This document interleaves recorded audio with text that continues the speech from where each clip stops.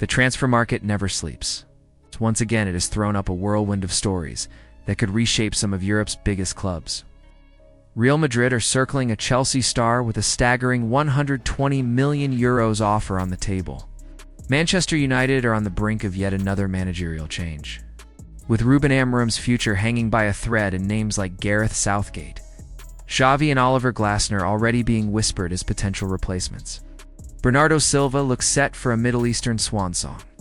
Gabriel Jesus could be headed to Everton in a shocking Premier League switch. And Liverpool are rumored to be plotting a move that would break Merseyside in half by targeting Everton's brightest young defender. Add Barcelona's plans for a Lewandowski successor and Madrid's midfield overhaul into the mix. And what we're seeing is the blueprint of football's next era being drawn up in real time. Bernardo Silva's departure feels more inevitable by the day. The Portuguese playmaker, who has been Pep Guardiola's reliable Swiss Army knife for years, is finally ready to cash in on his twilight years. Last summer, he resisted a staggering £700,000 per week offer from Al Hilal, determined to focus on City and the looming World Cup cycle. But now, with his contract expiring at the end of the season and Saudi clubs like Al Ahly, Qadsiya, and even Al Nassr circling, the tone has shifted. Silva has featured regularly for City this campaign, showing that his influence hasn't waned. But the prospect of a 4-year deal, reduced physical strain, and a bank balance swollen by hundreds of millions is a siren song few 30-somethings can ignore. City will hate to see him go, but with Tchouaméni, Valverde, Camavinga, possibly Enzo Fernandez headlining Madrid's midfield of the future, Guardiola may have no choice but to reinvent his side again. For Saudi Arabia, meanwhile, the signing of Bernardo Silva would be another jewel in their ever-expanding crown. Proof that their league can still lure some of Europe's most technically gifted stars. Speaking of strikers on the move, Gabriel Jesus' name is back in the rumor mill, with Everton making a play for the Arsenal forward. Once City's energetic young gun and Arsenal's presumed long-term number 9, Jesus now finds himself pushed down the pecking order at the Emirates.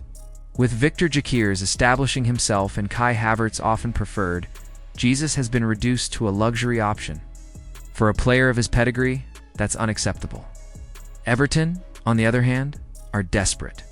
Goals have dried up, and David Moyes knows a proven Premier League striker could transform his team's fortunes. At £25 to £30 million, the deal makes sense financially and competitively. Jesus gets minutes. Everton get a star, and Arsenal trim their wage bill while clearing the decks for their new front line.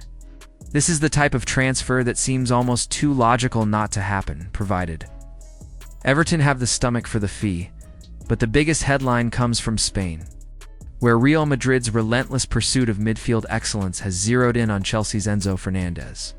Reports claim that Los Blancos are willing to shatter the €120 million barrier to land the Argentine. Though Chelsea's stance is firm, they won't sell unless the price is astronomical. Fernandez's contract runs until 2032, which means the Blues hold all the cards. Yet Real's admiration is genuine. Xabi Alonso wants a deep-lying midfielder capable of breaking up attacks while also dictating play. Fernandez fits that profile to perfection. Madrid's midfield already looks stacked with Valverde, Camavinga, and Tchouaméni. But this is how they operate, stockpiling talent to dominate for a decade. Chelsea, meanwhile, faced the dilemma of selling one of their biggest assets just 3 years after breaking the bank to sign him. It's a standoff, and while a move in 2026 looks likelier than next summer, Madrid's financial power means nothing can be ruled out. Then there's Liverpool, whose name is now tangled in one of the most controversial transfer rumors imaginable. Fitchages has reported that the Reds are preparing a €74 million move for Everton's Jarrad Branthwaite, the Toffees' prized young defender. Branthwaite, who recently signed a new contract until 2030, is seen as a potential heir to Virgil van Dijk, with his composure and physicality earning him rave reviews across the Premier League. But a direct transfer between the Merseyside rivals? Almost unthinkable. Everton's stance is clear. They won't sell. Not in January, not to Liverpool, certainly not for that price, when Manchester United and others are willing to spark a bidding war. In truth, this looks more like rumor fuel than reality. But if Liverpool were to pull it off, it would be a seismic shock to English football.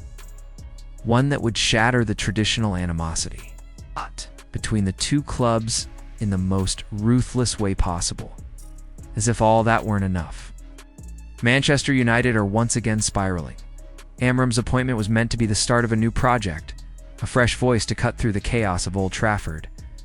Instead, his tenure has produced dismal results. Only 9 wins in 33 league games. 17 losses, and the kind of lethargic football that's turned even die-hard supporters into skeptics. Joe Cole's words cut to the heart of it. Amorim looks nervous, anxious, and uninspired on the touchline. And the players are reflecting it. Wayne Rooney, a club legend, went even further, accusing United of losing their soul under Amorim. The statistics back him up. 2 wins in 7 games this season, despite nearly £200 million spent in the summer. So what next? Ratcliffe, one of United's coners, is leaning toward Gareth Southgate. The England boss is a safe pair of hands, pragmatic, unflashy, but capable of restoring order. The problem: his football is predictable, risk-averse, and not the type to revive a broken giant. Then there's Xavi, desperate to prove himself after Barcelona. A name that would electrify the fan base but might not last under the relentless scrutiny of English football. Finally, Oliver Glasner has entered the frame. The Crystal Palace boss whose side is unbeaten in 18 games and who has already beaten Liverpool twice. His system, organization, and adaptability make him a compelling candidate. And in many ways, he represents the anti-Amorim manager who maximizes what he has, rather than drowning under expectation.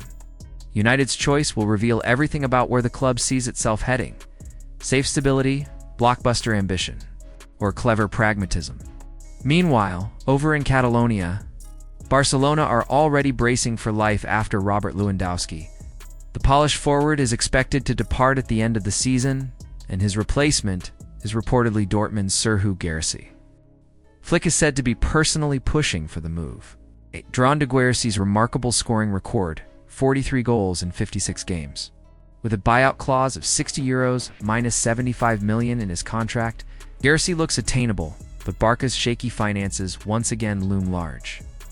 Laporta, the club president, isn't convinced Guirassy is flashy enough for the club's ambitions, preferring a Galactico-style signing to signal Barcelona's revival. But for Flick, it's about effectiveness, and Guirassy is exactly that. If Barca don't act, another European giant, perhaps PSG or Chelsea, could swoop in. From Neymar's uncertain future to Rashford's tug-of-war between Barcelona and PSG. From Bernardo Silva's looming exit to Enzo Fernandez's possible arrival at Madrid. And from United's managerial circus to Liverpool's alleged poaching plans. The football landscape feels like it's standing on the brink of a seismic shift. These are not isolated rumors, but interconnected moves that could redraw the lines of power across Europe. So what do you think? Should Real Madrid really break the bank for Enzo Fernandez? Is Bernardo Silva right to cash in with Saudi Arabia? Or does he still have unfinished business in Europe? Would Gabriel Jesus thrive at Everton? Or is that a step too far down?